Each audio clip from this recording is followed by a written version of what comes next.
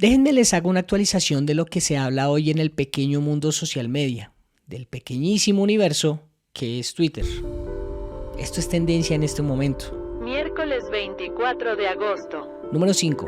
Providencia. Ya nos podemos dar cuenta que en toda Providencia todas estas casas galvanizadas están mapeadas en todas sus paredes. Número 4. Este numeral tiene pinta de ser de una emisora. Hashtag arreglar con un ladrón es. Señor exfiscal, ¿qué tal le parece esto de la justicia restaurativa? Número 3. Este también parece de una emisora. Numeral, parece un chiste. ¿Qué dicen los oyentes? Escribe @trotulaza, numeral, parece un chiste que en Colombia no se comprenda que las cosas... Número 2. Spam de tenis.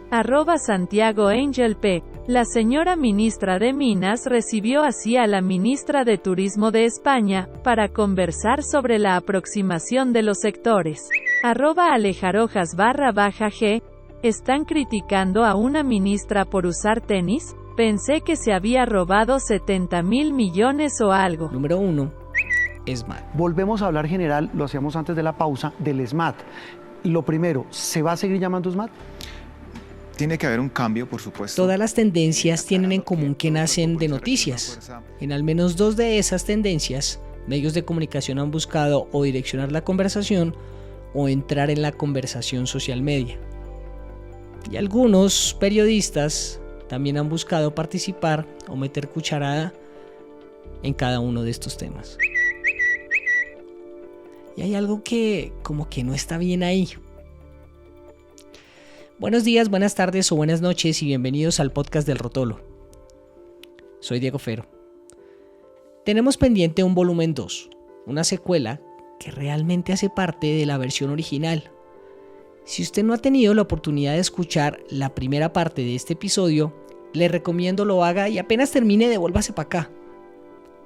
Esta es la segunda parte de este Rotolo especial sobre periodismo, que cuenta con la participación de Sara Trejos. Los medios digitales e independientes pues dependemos de infraestructuras que no están en todas partes. Catalina Lobo Guerrero. El periodismo, digamos que falta incluso muchas veces estándares éticos mínimos. Cero apellido, ¿no? Grace Vanegas. Siento que hay un interés muy grande por la calidad, ¿no? Por profundizar en las noticias. Claudia Morales. Y por ese camino simplemente no volví a ver noticieros de televisión colombianos. Y Tatiana Duque. Pues pendiente del día a día y de reportar el día a día termina siendo muy agotador. Hoy rematamos hablando del ombliguismo bogotano, el periodismo regional y el papel de las redes sociales en su difusión, la monetización del periodismo y algunos recomendados de nuevas formas de contar historias. Traiga tinto, aromática, una cerveza o un vinito y acompáñenos en este Rotolo. Bienvenidos.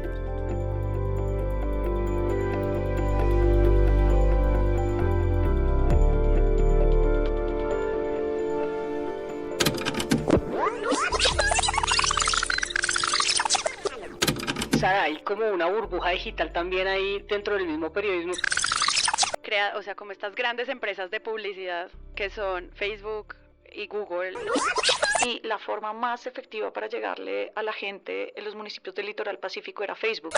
Yo me he convertido sin quererlo en la fact-checker oficial de mi familia. Pero yo les puedo decir, yo vivo en el Quindío y Armenia es la capital del departamento y aquí a la capital del departamento no llegan los periódicos en papel. Washington Post, para estar donde están ahorita, es muy distinto al que el Tiempo podría llegar a tener, con todo y que es el diario más importante del país. Pero Grace quería opinar algo sobre el tema.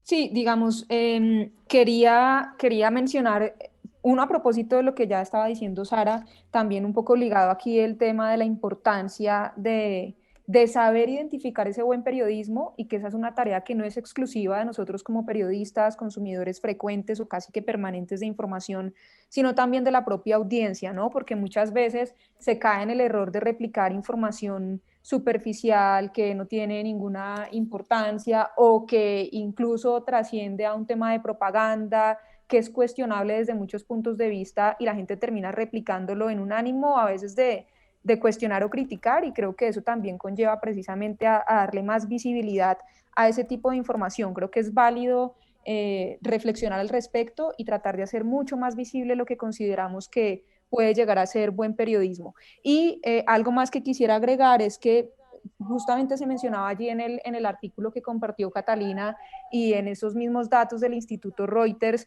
el tema de la cantidad de audiencia que decide evitar las noticias por repetición, porque genera baja de ánimo, por exceso de información, por sesgo, que también era un punto que planteaba Claudia, que creo que es importante, es de una proporción de más del 70% en Colombia. Entonces creo que ahí viene un llamado sin duda a los periodistas como tal, y ligaría esto finalmente a una palabra que creo que es fundamental aquí, y es confianza. Creo que se trata no solamente de informar, sino de cómo, de que consuman lo que yo estoy produciendo, sino de que esa persona que está consumiendo la información sienta que puede confiar en esa información que se le está ofreciendo. Sí, Claudia. Bueno, yo quisiera agregar dos cosas. La primera es que estamos dándonos muy duro y ciertamente tenemos muchas, pero muchísimas razones para crear un debate de autocrítica que también siento que está ausente en otros escenarios donde debería plantearse. Es decir, si nosotros defendemos el periodismo, tendríamos que ser capaces de crear estas conversaciones a todos los niveles y todos los colegas, todas las colegas deberían estar dispuestos a darlo, a hacerlo. A la par con eso, lo que quiero entonces decir es que también deberíamos fijar la mirada en dos aspectos. Lo primero es que creo que no hay democracia posible sin el periodismo. Y yo creo que Colombia es un país que ha dado muestras de un periodismo muy valiente, disciplinado, que ha hecho un trabajo sistemático a lo largo de la historia tanto por develar lo que no nos gusta, lo que no le gusta a ciertos sectores de la sociedad, como por también destacar las cosas extraordinarias de Colombia y también, ¿por qué no?, de otros lugares del mundo. Entonces, primero quiero decir que sí me parece importante que la conversación tendría que derivar, sea como fuera, en la importancia del periodismo para Colombia y para cualquier democracia. Repito, yo no me imagino lo que sería de este país si, además de la censura que ya vemos en muchos escenarios y muy particularmente en lo regional, pues no tuviéramos un periodismo como el que tenemos, que nos ha ayudado a entender mejor el país. Entonces, eso primero. Y lo segundo es que creo que también está en nuestras manos, en la medida en que sea posible y dependiendo los nichos en los que nos movemos, destacar el buen periodismo, que no solamente está en los portales nuevos, en los temas virtuales que ahora vemos con mucha más frecuencia en estos medios que solamente tienen sus versiones digitales, sino que también creo que en los medios tradicionales, en los muchas veces antipáticos medios comerciales, hay gente haciendo cosas maravillosas. No sé, se me viene a la cabeza en este momento lo que hace Juan David Laverde en Caracol Televisión. Me parece notable lo que ha logrado hacer Colombia 2020 en El Espectador, que si bien no es un proyecto financiado por El Espectador, pues tiene la financiación de donde se la pudieron conseguir y repito, nos han ayudado a entender lo que pasa en los territorios en términos del acuerdo de paz y de la guerra.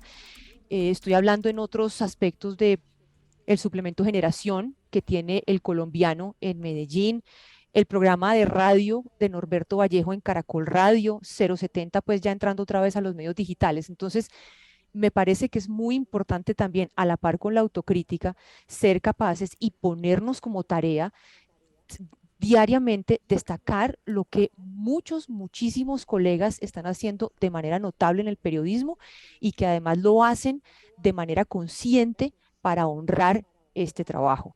Entonces yo sí creo que tenemos que darnos duro porque nos hace mucha falta. La crisis del periodismo es antigua y repito, no la hemos abordado como tiene que ser, pero también es tarea nuestra reconocer que hay mucha gente haciendo cosas maravillosas. Y lo otro, para cerrar, es que también es muy importante educar a las audiencias sobre la no neutralidad del periodismo. Es que uno no, como decía Cristiana Mampur en algún momento en alguno de los discursos que dio, uno cuando hay delitos de lesa humanidad, el periodismo no puede ser neutral. Eso también hay que explicárselo a las audiencias. Tenemos que empezar a educar a las audiencias desde nuestro trabajo y desde lo bien que otros colegas están haciendo el trabajo del periodismo. Sí. Tan bonito eso. Sí, no, y muy cierto, porque creo que esa conversación la hemos tenido en privado con Tatiana, pero es verdad que es importante, sobre todo en algunos hechos muy claros en donde el equilibrio es imposible, y hablar de periodismo objetivo pues es imposible también porque somos seres humanos, al final vamos a ser subjetivos, sí se necesita tomar una posición. Quiero hacerles una pregunta sobre verdad, pero Catalina Diego, tiene algo. Vas a hacer un episodio completo sobre periodismo activista, me encantaría. Perdón, yo digo una cosa, me parece que es importante hacer la diferencia entre la objetividad y la neutralidad. Yo sí creo que son dos conceptos muy distintos y yo me estoy refiriendo específicamente a la neutralidad. Y este es un país en el que pasan demasiadas cosas atroces como para que un periodista se dé el lujo de ser neutral. Uno no debe ser neutral, pero sí puede ser objetivo. Creo que ese es el Totalmente de acuerdo. Sí, de acuerdo, sí, de acuerdo. Bueno, yo honestamente no creo que podamos ser objetivos. Sí creo que podemos buscar, por lo menos ser transparente. Sí, por lo menos transparente, sí. No, creo que es un tema de rigor. O sea, es un tema de rigor, sin duda, y eso no puede faltar, incluso cuando uno conscientemente sepa que no hay lugar a neutralidad, por lo que dice Claudia. Cuando se trata de un tema de derechos humanos, yo comparto plenamente que justamente el rol del periodismo es dar a conocer y visualizar de la forma más directa y clara esas situaciones que se puedan llegar a presentar, pero el rigor siempre aplica, ¿sí? Eso sí creo que siempre aplica y siempre forma parte esencial del periodismo, sin duda. Exacto, sea usted de derecha o de izquierda, debe haber un rigor periodístico que al final es lo que la gente debería recibir. Catalina quería interpretar también sobre el tema. Sí, yo estaba escuchando a Claudia y ella hablaba de la necesidad también de formar audiencias y de educar a la gente, y estoy de acuerdo con ella que sin el periodismo que hay, incluido el de los medios de comunicación tradicionales, donde hay buenas prácticas, yo no soy de las que piensa que es que no hay que ver noticieros, es que no hay que ver ni Caracol ni RCN, no, ahí también hay gente que hace su trabajo bien, y eso pasa también como por otra conversación, que también es las condiciones laborales y las condiciones, digamos, de horarios, de sueldos, de seguros. O sea, aquí en Colombia no hay un sindicato nacional de trabajadores de la prensa como sí lo hay en otros países. Los de Reuters en estos momentos están liderando una protesta mundial. El Reuters Guild de reporteros está diciendo, necesitamos mejores condiciones laborales, etcétera. Pero aquí nunca ha habido ni nada parecido, y porque hay también como un romanticismo ligado a esta profesión que a mí me parece muy dañino y muy nocivo. Y yo creo que eso hay que de verdad reevaluarlo, porque esta idea de que no está bien quemarse en este oficio y hay que echar el resto y todos nos tenemos que sacrificar porque, pues como decía Margarita Rosa de Francisco en un tuit el otro día, que es que ser periodistas debíamos ser como sacerdotes, o sea, que esto era como un apostolado, que esto, y entonces ahí, cuando yo entré a este oficio, que pues digamos, yo creo que soy como la siguiente en edad de Claudia, porque yo empecé sin que hubiera redes sociales, sin que todo esto, y yo también trabajé en medios impresos, había otro ritmo, pero hoy en día no lo hay, no hay ningún respeto tampoco como por los límites, por las vacaciones, el por descanso. el descanso, y sobre todo a mí me preocupa que muchos periodistas jóvenes que no tuvieron tampoco como la experiencia y la conciencia de que había otra manera de hacer esto que no implicaba también quemarse las pestañas y enfermarse en el proceso, estén ya en unas condiciones de lo que se llama burnout, que son muy graves. Y a mí me preocupa muchísimo también como la salud mental y las condiciones, digamos, en las que se está produciendo este periodismo, porque en la medida en que esas mejores condiciones no existan, pues ¿cuál calidad? ¿De qué estamos hablando? Si es que tú tienes que estar pegado al Twitter y además subir 3 videos y 800 cosas, y esto se vuelve entonces una fábrica de producción de clics y de contenidos, pues cuando vayamos a hacer esa labor de autocrítica, hay que incluir también entonces esto, porque esta esclavitud del tiempo a la que los periodistas muchas veces estamos sometidos, pues no incide tampoco en que nosotros podamos hacer una mejor labor. Y parte de educar entonces esas audiencias, y conecto con lo primero que dije, es también enseñarle a la gente lo que implica hacer buen periodismo, lo costoso que es, lo difícil que es hacer de verdad un periodismo que sea responsable, que ayude a comprender a la gente, que haga, digamos, la tarea en el sentido de consultar a una mayor cantidad de fuentes. Eso cuesta y eso toma tiempo. Entonces, si también la gente quiere todo absolutamente gratis y no está dispuesto a pagar porque los periodistas entonces tengamos los recursos para hacer esta buena labor, pues digamos, esto está muy cuesta arriba. Sí. A mí me gusta. Gracias Tania, por que decir pone- eso. Gracias por decir No, eso. no es Porque cierto. en Tatiana a verdad, dormir. no, sí, es que es que lo que dice Catalina a mí me llega mucho porque yo he venido peleando mucho con esta idea de la romantización del periodismo y, o sea, es una caricatura lo que estoy diciendo, pero como que sí he visto y es algo que pues también nos llega como siempre cuando entran a la sala de redacción del periodismo por el periodismo, te tienes que matar por esto, no sé qué, y a pesar de que hay unos referentes increíbles de gente que hace una cosa maravillosa, pues por ejemplo Ricardo Calderón que tiene un libro sobre sus principales investigaciones y que es el tipo literalmente se ha salvado de la muerte, no sé, unas 80 veces por cada artículo que saca. Y eso me parece muy impresionante.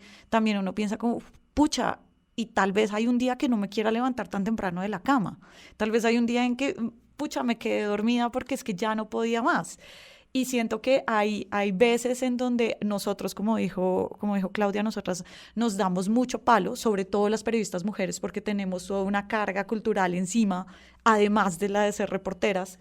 Pero siento que en ese caso a mí me preocupa también mucho, por ejemplo, yo vi colegas y vi compañeras y compañeros que durante el paro, por ejemplo, de 2021, no durmieron y terminaron con casos muy graves de agotamiento, con casos de burnout, como decía Catalina, y eran personas que no tenían más de 25 años y eran pegadas completamente a las redes. Tenía colegas y compañeras que me decían como, pucha, me levanté a las 5 de la mañana y me puse a llorar viendo todo lo que había pasado en Facebook, Y el tema mental culpándome. ahí, ¿no? O sea, las Claro. consecuencias también mentales para uno como periodista, porque también la gente asume que uno puede recibir, que es pues, precisamente el artículo que nos trae acá, podemos recibir toda la mierda de lo que está sucediendo en el mundo y entonces Sí. tenemos que estar como si no pasara nada.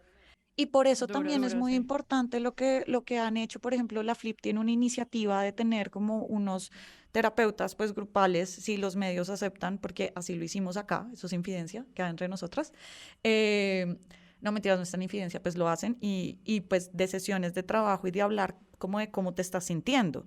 Y siento que también esto es una cosa de cultura organizacional en las salas de redacción y son temas que no se hablan en las salas de redacción, como de mirarnos como seres humanos y decir, pucha, no puedo hacer esto o hoy no me siento totalmente bien. Y creo que es un tema de cultura organizacional que no solamente es para las redacciones, sino también pues para muchas empresas en este momento e incluso pequeñas organizaciones de cualquier tamaño que deberíamos estar hablando de estos temas, sobre todo porque es muy curioso que nosotras reporteamos sobre derechos humanos, sobre salud mental, sobre derechos laborales, sobre sindicatos, bla, bla, bla, y de hecho el gremio periodístico es uno de los gremios que laboralmente es muy complicado y que tiene muchos retrasos versus otras agremiaciones. Sí. Súmale a eso pequeños medios y freelance. Exacto. Y medios en las Exacto. regiones y seguridad para los periodistas que están en medio como de... Pues, arrancando por ahí, exacto. Gente que no puede literalmente pasar por los barrios donde vive su familia porque se lo tienen vedado por razón de su labor periodística. Es muy complejo. Sí, y si eso es complejo en ciudades, Claudia, en región, bueno, que más que nadie, todas ustedes deben saber lo que sucede para un periodista regional, lo que implica también esa quemada que se pegan. Pues mire, dos cosas que quiero decir. A propósito de lo que estaban diciendo hace un segundo, creo que Tatiana, en las salas de redacción no se habla nunca de lo verdaderamente importante, pero no es porque sea exclusivo de las salas de redacción. Creo que en un país mojigato muy conservador como es Colombia, de lo importante nunca se habla. Es decir, ni en la mesa de la casa, ni en un hospital, ni en una sala de redacción, ni en los organizadores de una feria del libro, ni en ninguna parte. Nosotros no somos capaces y no estamos educados para hablar del amor, ni de la muerte, ni de la tristeza, mucho menos de la enfermedad mental. Así que creo que esa es una reflexión mucho más amplia y profunda que debemos hacernos como sociedad y sobre todo cuando tenemos el rol de padres de familia. Creo que desde ahí arranca mucho de lo que luego padecemos siendo grandes en las universidades o en los trabajos. Eso digamos que me parece importante dejarlo allí. Lo segundo es que sí, en las regiones, yo, como les decía, yo vivo en el Quindío, vivo en una vereda, en un municipio que se llama Circasia. Mi librería estaba en la ciudad de Armenia y trabajo todas las semanas en otra ciudad capital que es Pereira, en Risaralda. Y lo que se ve en los medios, y soy de Villavicencio, es decir, más pueblerina no puedo ser en la vida, ¿de acuerdo? Y pues a la par con eso, pues he crecido con lo que ha significado el medio regional y lo que sí puedo decir es que allí de nuevo hay una ausencia de debate sobre las condiciones que padecen muchos periodistas y comunicadores. Lo que ustedes estaban relatando sobre el paro es simplemente una mirada coyuntural de lo que en las regiones pasa prácticamente todos los días. Claro. Y eso sin contar que incluso periodistas de cadenas comerciales o de medios comerciales de televisión o de la radio tienen que también padecer honestamente o porque también son corruptos, porque también hay que decir que tenemos colegas corruptos como mecanismo para sobrevivir. Mucho de eso está atado a la pauta. Un periodista se gana un sueldo miserable y se cuadra vendiendo pauta. ¿Y a quién le venden pauta en las regiones en general? Pues al mayor proveedor de trabajo, que es ¿quién? El Estado. ¿Y quién es el Estado? O la gobernación, o las alcaldías, o los hospitales públicos, o las corporaciones autónomas regionales, con lo que de nuevo eso implica. Entonces, creo que de nuevo es mucho más fácil, y lo entiendo, darle mirada a todos estos temas desde una aproximación centralista. Digamos, todas ustedes, excepto Catalina que está en Cali, pero de resto las demás están en Bogotá, y la mirada que hay en Bogotá de lo que ocurre con el oficio también tiene una distancia muy grande sobre las realidades que padecen los periodistas. Y repito, esto incluye a los buenos periodistas que intentan hacer un oficio digno a pesar de lo que estoy diciendo, como también a colegas que son corruptos. Sí, que desafortunadamente pues se Algo puede ver cortico en... ahí, algo cortico Sí, ahí, dale, Diego. Grace, adelante. Si me lo permites, algo corto. Yo creo que conozco también muy bien esa realidad que describe Claudia. Yo soy de Ibagué. Mis inicios como periodista fueron como reportera de Ibagué y pude ver perfectamente ambas caras que Claudia está describiendo. Tanto el periodista que está tratando de hacer el trabajo de la mejor manera posible a un costo muy alto, incluso en lo personal, económicamente también, digamos, generando pues un sacrificio de su parte, como casos particulares en los que el periodista pues prefiere recibir dinero o del político de la región o de la gobernación o de la alcaldía, y eso por supuesto genera un sesgo. Entonces, digamos que esa visión desde hace rato también de mis inicios allá está ahí puesta, y lo que sorprendería es que después de tanto tiempo siga siendo prácticamente igual, por no decir que igual. Entonces ahí es donde vendría la pregunta de, bueno, ¿y esto cómo cambia o cómo se transforma? Porque entonces estamos teniendo conversaciones sobre unos panoramas que vienen, que no son actuales, sino que vienen desde hace mucho rato y siguen exactamente igual. Sí. Bueno, ya para ir cerrando, sí había una pregunta que no quería que se me quedara, porque me parece que de alguna forma todas ustedes lo han mencionado en algunas de sus intervenciones. Por supuesto, el tema de regionalismo también le pasa mucha factura al país, pero también siento que estamos en un momento en donde en todo sentido la institucionalidad pareciera que estuviera en entredicho. Una pérdida de confianza que mencionaban también por ahí, por parte de las personas, no solamente en este caso de los medios de comunicación, sino también de las mismas instituciones, los gobiernos, los congresistas, la clase política, y pareciera que todo estuviera atravesado por una palabra que cada día pareciera que estuviera más gris y fuera más personal, más allá de ser colectiva y transparente, que es la verdad. ¿Cómo vamos a hacer para llegar a un consenso? Porque pareciera difícil, pareciera en estos momentos, en esta coyuntura, como una tarea imposible. ¿Alguien se anima? Pues Dale, Bueno, Tati. yo, No sé, es bueno, que meto entonces la cucharada, meto la cucharada yo. Eh, yo pienso que cualquier camino que se tenga que dar para llegar a algo tan importante como la verdad, tiene que necesariamente pasar por la subjetividad de cada ser humano, y eso a lo que nos lleva es a entender que es imposible lograr un 100% de lo colectivo de acuerdo hacia ese final. Es decir, no podemos pretender ni en este país en guerra ni en ningún otro país que la sociedad entera piense de igual manera y que tenga claro hacia dónde debe apuntar el futuro de ese lugar donde vive. Em, Esto pasa además por cosas que están fuera del control en el interés de la búsqueda de la verdad, y es la educación, es la religión, es la propia experiencia en un país como Colombia con la guerra, porque así como uno encuentra víctimas y victimarios dispuestos a eso, a la verdad o a la verdad total o a la verdad a medias, hay otras víctimas y otros victimarios que se resisten a ello por la razón que sea, y que también nosotros, los que estamos del lado de los que queremos la verdad, lo tenemos que entender. Creo que si persistimos en la idea de que unánimemente los 55 millones de colombianos tenemos que llegar allá, nos vamos a frustrar. Creo que es imposible lograr eso. ¿Qué sí es posible? Que desde el nicho, desde donde todos trabajamos, no importa cuál sea, el medio comercial, el medio de la cultura, el medio digital, desde lo individual, con nuestros amigos y con nuestras familias, pues hagamos un intento por hablar de eso, por hablar de la verdad, pero sobre todo para hablar de la verdad, para reconocer la historia que hemos tenido. Si no conocemos la historia, no es posible llegar a la verdad. Y creo que parte del gran problema y del gran bache que tenemos es que muchos se resisten a conocer la historia. Sí, hay como una negación ahí también, de acuerdo, Tatiana.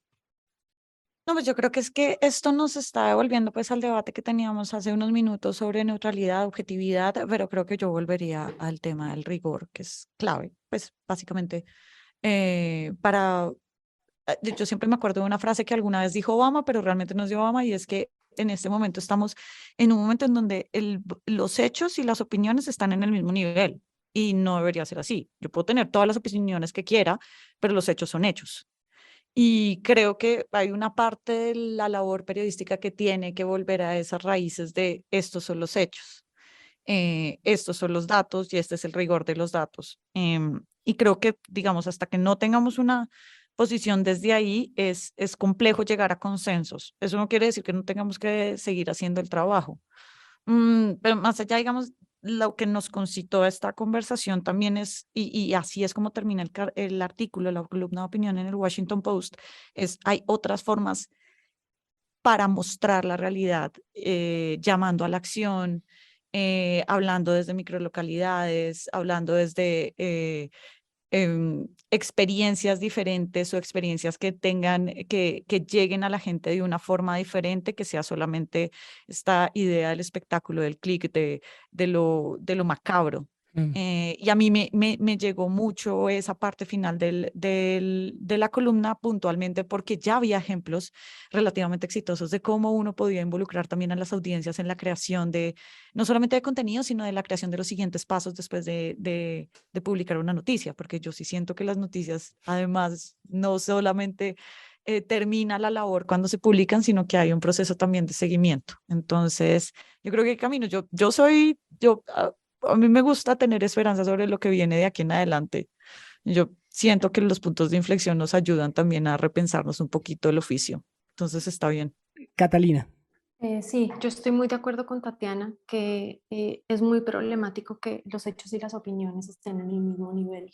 Yo reivindico cada vez más la necesidad de volver a un periodismo más apegado a la reportería dura y pura, y a también los trabajos de largo aliento que permitan a los periodistas de verdad hacer la tarea completa, entre otras razones porque si no, me parece que nosotros, sin quererlo, quizás podamos estar contribuyendo también a una polarización enorme y a una fragmentación de la realidad que es muy problemática. Y ahí estamos faltando a uno de nuestros objetivos principales, que es precisamente ayudar a comprender y a entender qué es lo que pasa. El problema ahí es que para poder hacerlo se necesita tiempo y se necesita recursos. O sea, no quedarnos tanto en los sucesos, ir a los procesos. Y para seguir de largo los procesos, pues eso no se puede hacer si estamos enfocados en el último tweet. Ese tipo de periodismo que se enfoca más como en ayudar a comprender, que suele suceder más en reportajes, por ejemplo, escritos o en documentales o en libros, y aquí también yo reivindico la importancia de escribir libros periodísticos porque permiten bajar las revoluciones y contar las cosas en otra velocidad y tratar precisamente como de ayudar a entender. Hay una famosa frase que pues yo no me acuerdo quién dice, pero esta cosa de que si te dicen que afuera está lloviendo, pues tú como periodista lo que tienes que hacer no es poner, es que fulano de tal dijo que afuera está lloviendo, sino abrir la ventana y salir, comprobar que efectivamente sí esté lloviendo. Entonces, esto es súper importante, sobre todo en momentos como estos, en donde también, o sea, yo pasé muchos años en Venezuela y decía, esto que está sucediendo aquí, esto que yo estoy viendo en Venezuela jamás podrá suceder en Colombia, pero la realidad es que sucede en otros países. ¿Y qué es eso que me parece a mí tan grave? La falta de un consenso mínimo sobre qué es lo que nos pasa y cuál es la realidad. Porque tú vas y hablas con una persona de una tendencia política y te dice, nosotros vivimos en una democracia. Y tú vas y hablas con otra persona que está en la orilla opuesta y te dice, nosotros vivimos en esta dictadura. ¿Y qué vas a hacer tú como periodista? Hacer este tipo de periodismo ping-pong que simplemente recoge una expresión de un lado y una expresión de otra y lo pones y esto es lo que opina la gente. No. De hecho, Amanda Ripley, esta misma periodista de la cual yo tuiteé este artículo que está dando origen a toda esta conversación, habla justamente como de la importancia de ir complejizando las narrativas. Y para eso significa abordar todos los matices. Y entonces los medios de comunicación y los periodistas tenemos que pelear también por tener más tiempo y más espacio para tener unas narrativas que no sean tan maniqueas y dejar de contribuir también a una incomprensión generalizada de qué es lo que nos sucede.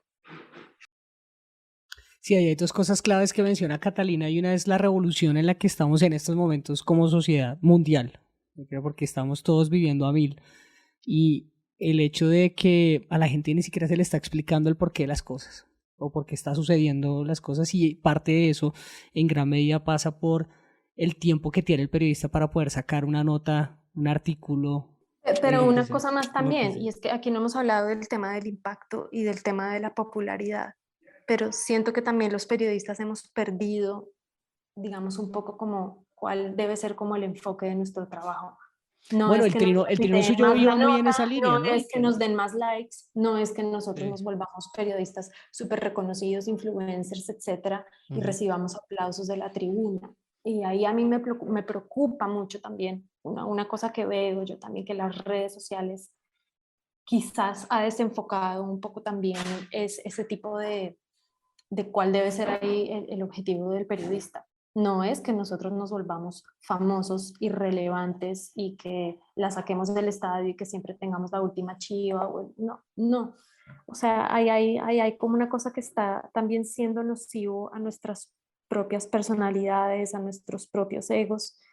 Y creo que cuando hagamos esa labor de autocrítica hay que evaluar esto también, porque dejarse arrastrar también por todo eso pues es fácil, nosotros todos somos seres humanos y el que crea que está blindado contra ese tipo de cosas pues está muy equivocado. Pero hay como que, no sé, frenar en seco un poco cuando eso pasa y volver a recordar, bueno, qué es lo que nosotros hacemos y para qué. Sí. Sara. Yo me voy pues apoyando todo lo que están diciendo y siento que vale la pena también hacer un esfuerzo adicional para visibilizar estos espacios de buen periodismo. Cuando yo voy a festivales de periodistas o veo premios de periodismo, me encuentro como con realmente como creación de alta calidad, muchas veces me doy cuenta que sigue estando como en un nicho donde otros periodistas leen eso, pero no la gente. Entonces creo que vale la pena, y es un vacío que he notado desde hace muchos años, crear como estos espacios de curaduría de buen y gran periodismo, para pues que las personas se acerquen y, como dice Catalina, se den cuenta de todo el trabajo que hay detrás.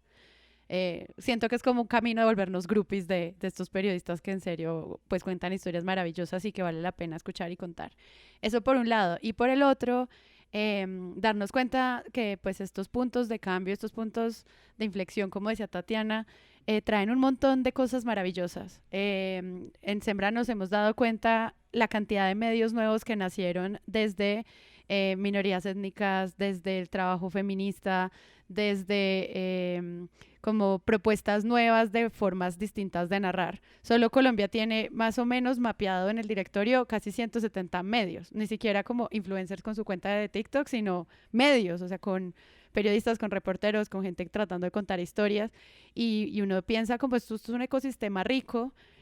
¿Cómo lo visibilizamos? Existe, y de la crisis han salido proyectos increíbles, y pues no sé, se me ocurre como dejar de pronto en las notas de este episodio, Diego, como que muchos recomendados. O sea, uno puede ver una cantidad de contenido maravilloso que se está haciendo en todas partes y que vale la pena pararle bolas, porque también nació de estas preguntas que nos estamos haciendo nosotras ahorita. Entonces, lindo ver ahí cómo están fortaleciéndose este ecosistema de medios digitales, al menos en Latinoamérica. Es impresionante.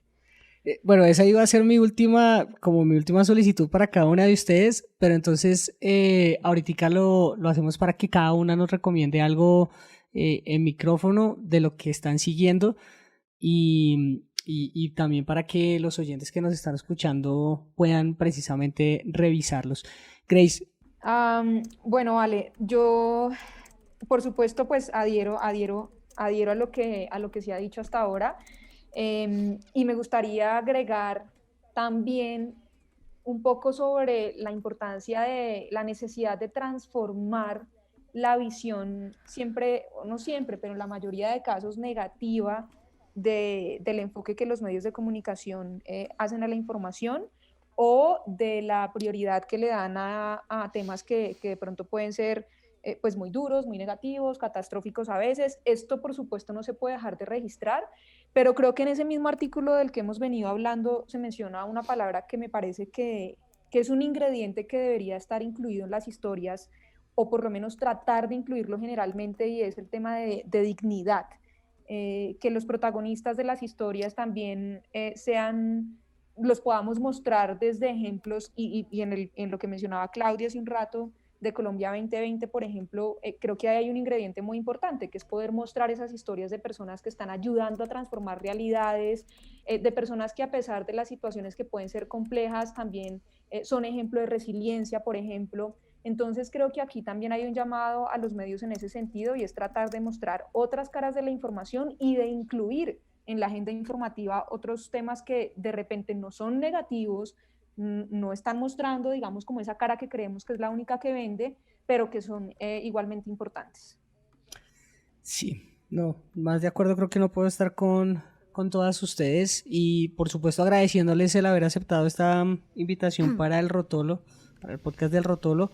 Solamente quiero que se despidan recomendándome precisamente es un medio que vale la pena chequear y revisar para poder ver cómo aguanta que se esté haciendo buen periodismo y periodismo de calidad aquí en Colombia, Tatiana.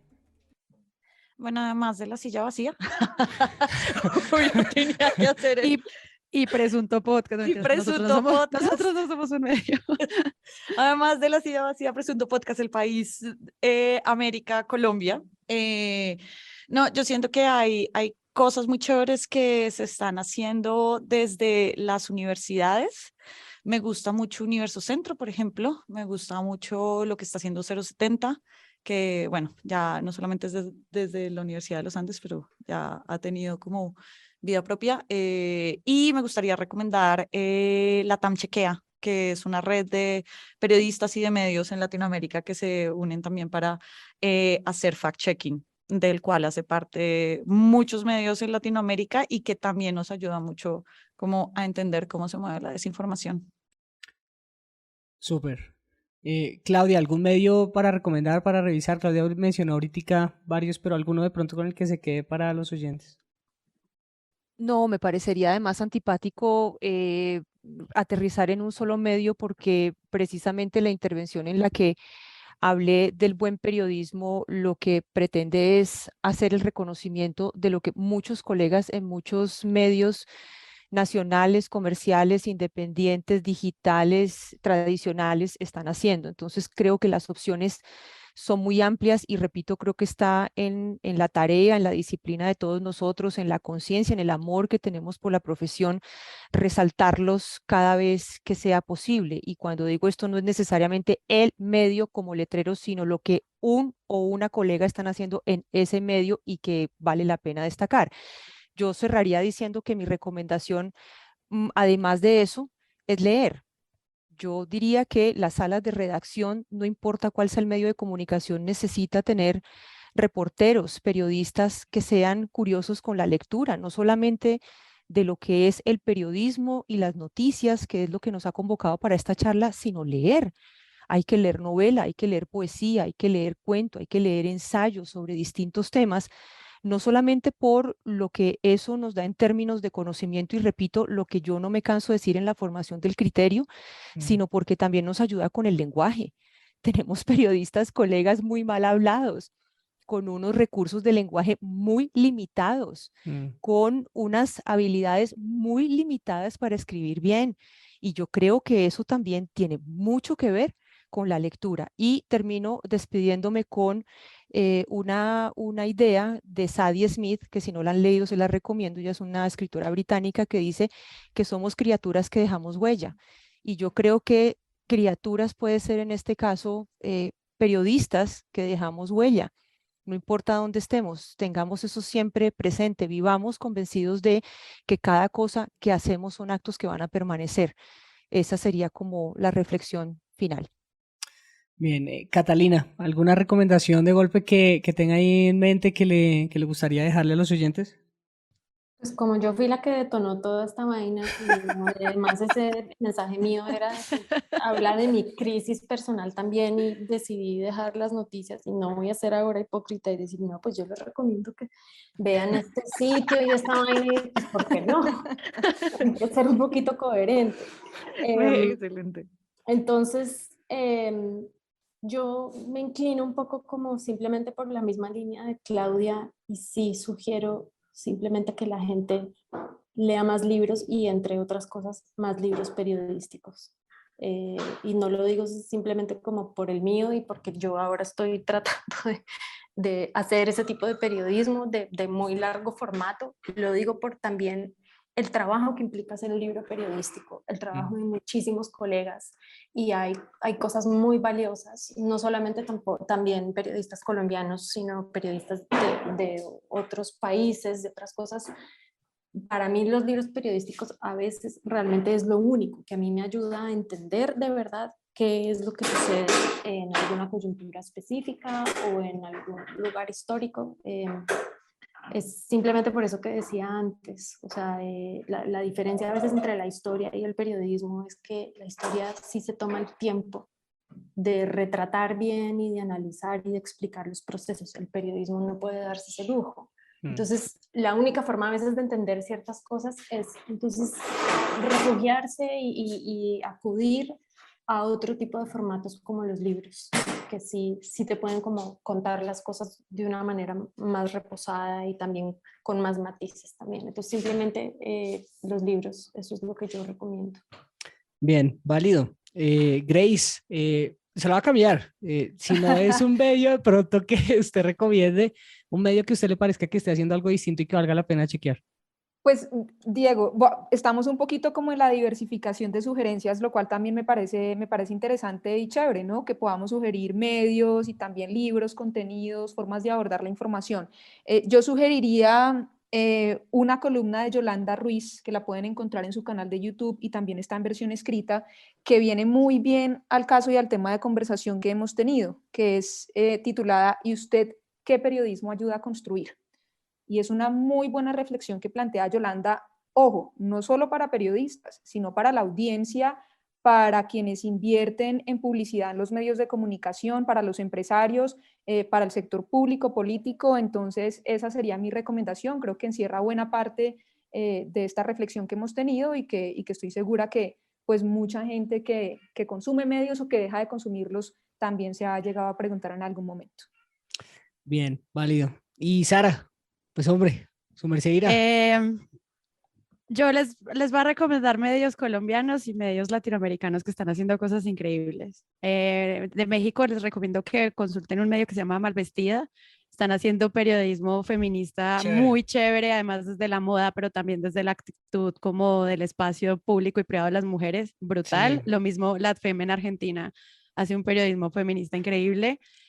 Muy guaso en Bolivia se está dando la pela por contar historias desde las comunidades indígenas y son los periodistas que trabajan con todo esto que estamos pidiendo. El Surti en Paraguay es un medio digital increíble basado casi exclusivamente en creación gráfica. Ellos además tienen un festival ahora que se llama Latinográficas. Si aprovecho si quieren aprender cómo hacer cómic y periodismo, es un súper medio referente como el tamaño de Pictoline, aunque bueno, Pictoline es más una agencia. En Colombia, bueno, o sea, si uno quiere, me encanta, por ejemplo, el trabajo que está haciendo Agencia Baudó en Pereira, que mezclan muchísimos formatos desde lo multimedia, pero también la crónica larga y el trabajo investigativo fuerte, el video, son muy, muy pulidos, entonces, pues, además trabajo que se hace desde Pereira, muy chévere, lo mismo La Cola de la Rata en Pereira. Agenda Propia en el Cauca. El trabajo de Dilma es impresionante, o sea, yo creo que es de los pocos medios latinoamericanos que vinculan voces indígenas al nivel que ella lo hace. Impresionante, el contenido además es bellísimo, las fotos, todo. Y pues de nuevo es como una invitación a ver qué está pasando en sus ciudades y cerquita, porque sí, yo sí me doy cuenta que cada vez hay cosas más chéveres. ¡Ay! Que no se me quede sin recomendar GK en Ecuador, que es un medio que se hace desde Guayaquil y también tiene un enfoque de derechos humanos increíble y el trabajo que hacen es brutal. Obviamente tienen cosas hiperlocales, como, bueno, no me interesa todo lo que pasa en Guayaquil, sí, pero al mismo tiempo lo que hicieron con Salud con Lupa y el cubrimiento de la pandemia y la base de datos que tienen de investigadoras mujeres para, pues como para que los periodistas no solamente recurran a los mismos expertos de siempre, brutal. Y sí, o sea, podría seguir porque es que hay demasiadas cosas bonitas. Yo soy muy fan de todos ellos, entonces Super. Nada, ahí les dejo lista y de nuevo, pues si no, pásense por los directorios que nosotros los estamos mapeando. Ay, perdón infinito, Vorágine en Bogotá y bueno, también con periodistas de Medellín que están haciendo también un trabajo muy chévere y cuestión pública, investigativo, pues interesantísimo de gestión al poder. Entonces... Buenísimo. Perdón a los que no nombré. No, hay un abanico grande del que ya uno puede estar ahí escogiéndose para ver qué historias aguantan y también uno va haciendo su curaduría de lo que le interesa o no. Exacto. Pues a ustedes muchísimas gracias por pasarse por acá por el Rotolo. En verdad, mil gracias. Ojalá que esto no quede solamente en un episodio y que pueda crecer, que nos pongamos la tarea, si se quiere, de hacer una evaluación, no sé si semestral o anual de cómo vemos ha evolucionado o no lo que conversamos. Al final, la lucha de culturas que se vive actualmente en el mundo pasa por nosotras y nosotros los periodistas, por quienes queremos contar historias que creemos importantes. El revisarnos y entender si la posición desde donde nos hacemos es o no la adecuada nos dirá si este periodismo, qué emoción hablar de activista esto, o no, partidario o no, es el adecuado. Lo cierto es que hay muchas y muchos queriendo hacerlo bien. Hay muchas y muchos cuestionando si es la forma adecuada de hacerlo. Y esto es lo más sano de cara a un periodismo ciudadano, un periodismo social, responsable y de contenido, un periodismo riguroso, un periodismo a secas.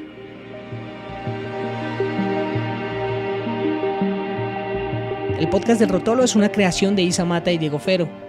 Si les gustó este episodio, los invito a que califiquen este podcast y nos dejen un comentario en su plataforma de podcast preferida. Recuerde que la mejor manera de apoyar este tipo de proyectos es con el voz a voz, con sus recomendaciones, sus calificaciones, que nos permitirán llegar a más personas, a más futuros Rotolos. Gracias por escucharnos. Nos oímos, ojalá, prontico.